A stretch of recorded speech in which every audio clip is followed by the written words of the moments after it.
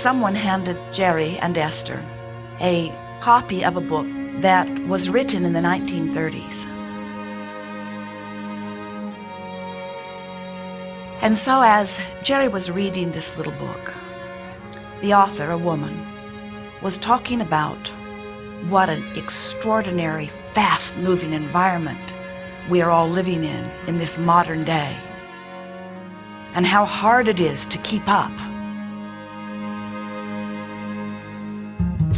And Esther nearly drove off the road in the monster bus as Jerry was reading this to her, because she had been working to get her satellite dishes to work and working to get the communication between the office to work, and had been talking just hours before about this bleeding edge that they are living on in terms of technology. And Esther was longing for the good old days just a little bit. And then she is reading from a woman's perspective who was at that time on the leading edge, because the now always is the leading edge, isn't it? Who was in her day struggling to keep up with what was new.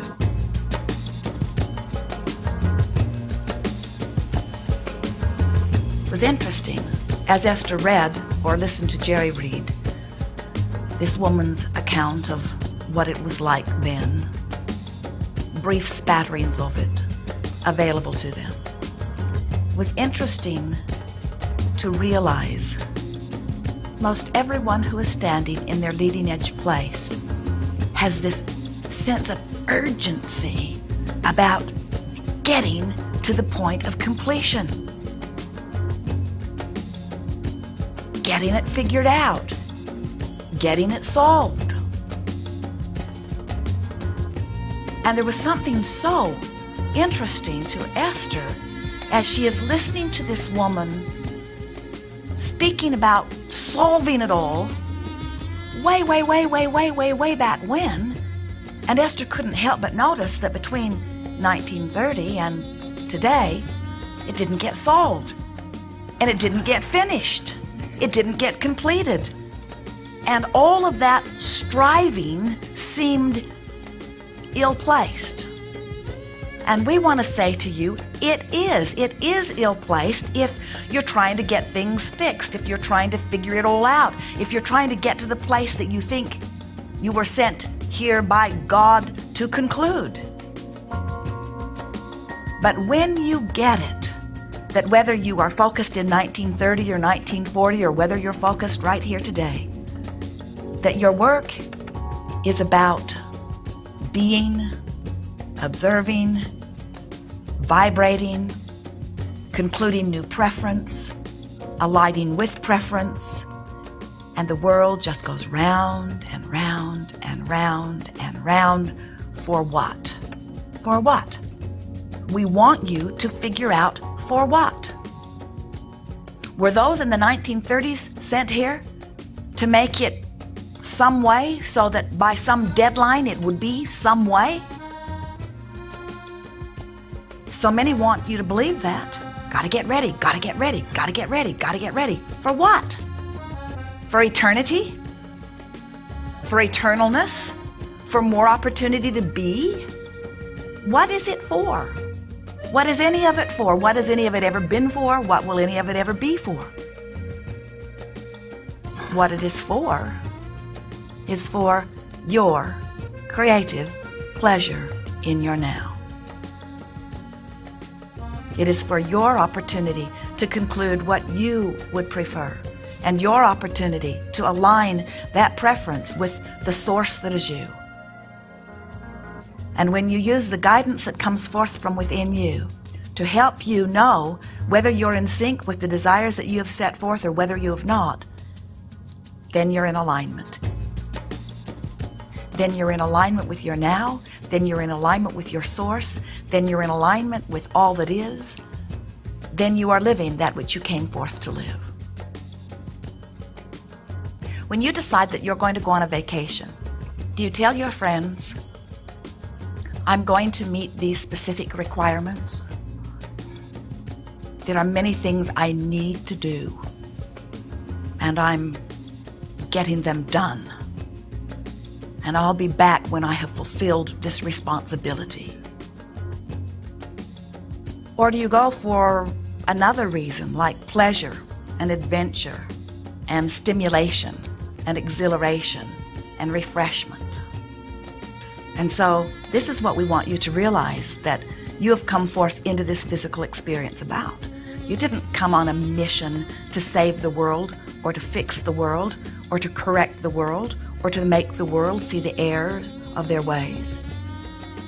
You didn't come forth to align the world, to unite the world.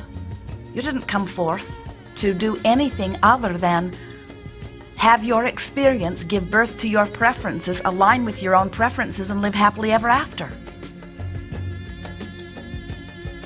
You didn't come to earn worthiness. You already are worthy.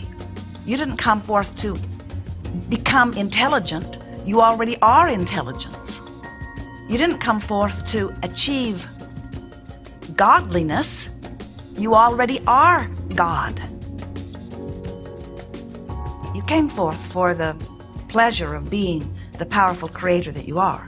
And you knew that there would be a world full of others doing the same thing, and that you would mix and match, and sometimes you would agree, and often you would not agree, but out of all of it, a powerful thing would happen. New ideas would be born. And you knew that the new idea would be born, and that you would have the opportunity to feel the thrill of being there on the leading edge where the new idea is born, and to feel the rush of the creative life force flowing through your focused viewpoint. And you knew that you would have an emotional center that would let you know whether in this moment the idea that has been born within you aligns with other conclusions that you have already achieved.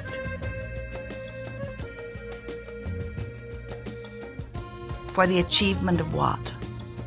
Expansion, yes, but expansion is inevitable. Joy, yes. For the purpose of joy.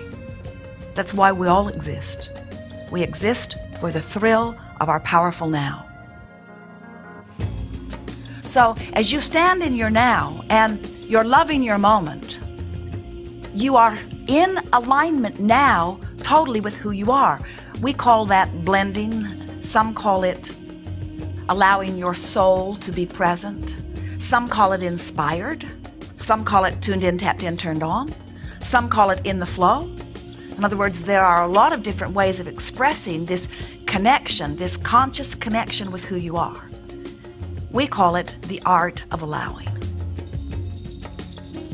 And it is an art because you practice it until you understand how you're doing within it. The art of deliberately adjusting my vibration as often as I can consciously manage for the sole purpose of allowing the juncture now of the fullness of me focused through the fullness of me.